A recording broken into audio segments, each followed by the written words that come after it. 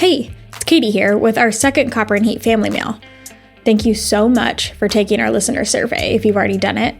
It's really great to hear what y'all are thinking of the show. If you haven't done it yet, the link is in the show notes.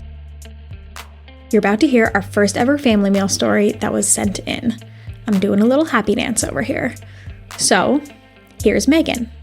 Hello, my name is Meagan Stout, and I am the chef de cuisine at Madeready Libations and Liberations in Nashville, Tennessee at the Noel Hotel. And I'm here to share my story. I've been cooking for about 13 years. Being a Black woman in this industry, my mother always told me, you have to be better. You have to work harder. You have to be smarter. You have to be wiser. You have to work twice as hard in order to be seen as equal as non-people of color. And she's right. Working in kitchens, even starting out in a university, I was paid minimum wage while non-people of color were paid starting $8 an hour. And that continued on in every restaurant I worked at. I worked in a Michelin restaurant where I started off at $10 an hour. And this was in 2016, $10 an hour. I worked there for over a year. And I got to a point where I didn't know what I was going to do. I wouldn't be able to pay my rent. I wouldn't be able to eat. I didn't know what I was going to do. And I begged my boss to give me a raise. And when she finally did, she said, I don't care what happens to me. I'm going to get in trouble for paying you more. Even though you're the best cook in the establishment, even though you work more hours, but you're required to clock out so we can be hush-hush about your overtime, right? I'm going to stick my neck out for you and make sure you get paid $14 an hour. And when she told me that, I cried, I bawled, I could not hold back my tears because at the end of the day, despite of the pride that you think that you will obtain for being a chef and being regal and looking like the stars that you fantasize about, you have to eat. You have to eat.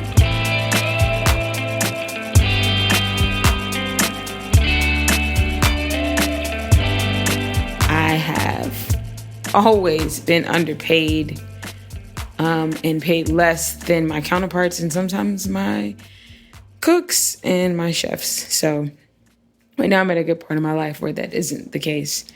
But at an establishment, the last place that I worked, that was absolutely the case.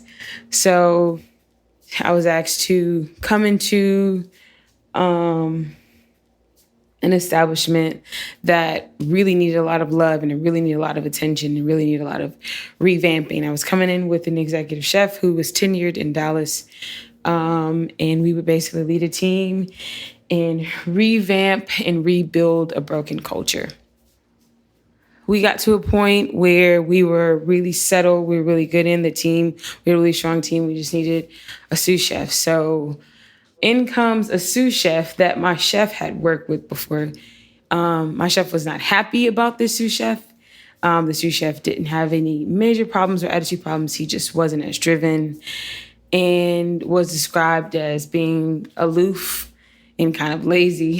So I was kind of tasked to lead him and give him direction. Within my time of leading him and giving him direction, he was never combative, extremely respectful, and always really, really wanting to learn from me, which, to be honest, was very refreshing, working with a white cis male. That rarely was the case, and he was a really awesome guy.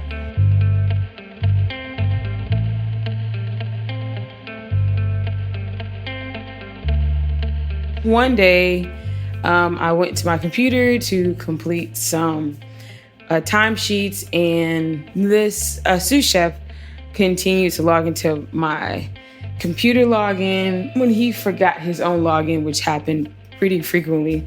The first thing that was on the page was his timesheets and his pay stub. I always thought it was odd that I didn't get access to his pay stubs because I was supervising him.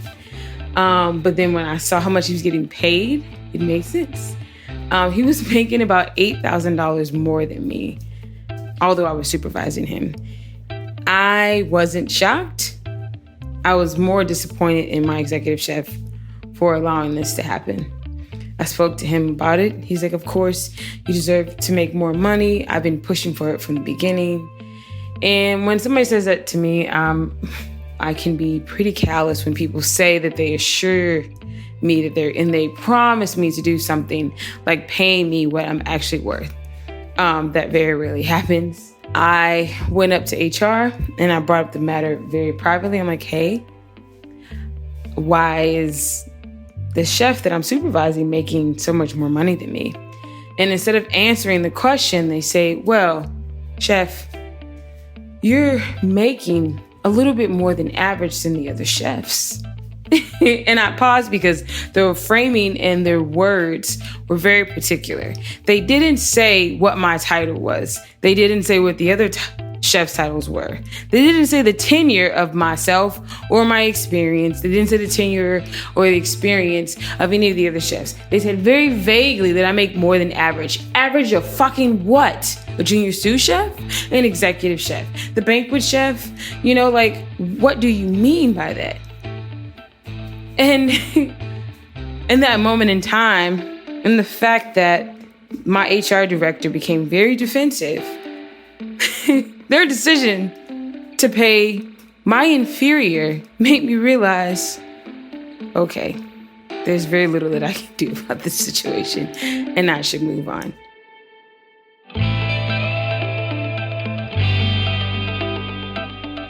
Being a chef was not always something to be respected and seen on TV.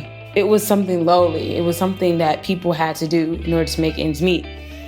And there's always going to be an undercoat and underlining that where chefs and establishments take advantage of those people because they know that they have no option. They rely on the misfits and the outcasts of this world in order to make money because they lie to you and tell you that you shouldn't be making money right now. You should just be happy to learn from me. But this is a multi-billion-dollar industry. You need the misfits. You need for people to have economic struggle and hardship in order for you to be successful. Even more so for people of color. Even more so for women of color who are in the situation. This industry is very unfair to people of color, especially women, Black women, who ask to be seen as equal and respected.